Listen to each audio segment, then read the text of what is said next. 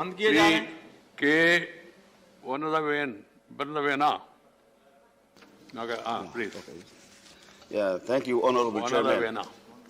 Yeah, I want to mention the death of nearly 30,000 pigs and piglets in the state of Mizoram due to African swine fever, ASF, since 2020 till date. According to the HN Veterinary Department Government of Mizoram reports, the African swine fever spread throughout the state of Mizoram, covering 271 villages in all 11 districts. According to the department reports, 29,800 pigs have died due to ASF, and 10,380 pigs have been killed due to suspected infections of ASF during these 2 years. The market value of the lost swine throughout the state is roughly calculated to be about rupees 80 crore approximately.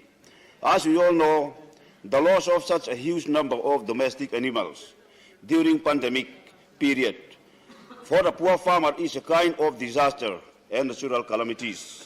So I kindly request the central government to provide the central assistance to the victims of this ASF in the state of Mizoram. Thank you, Honorable Chairman. Vanadavena.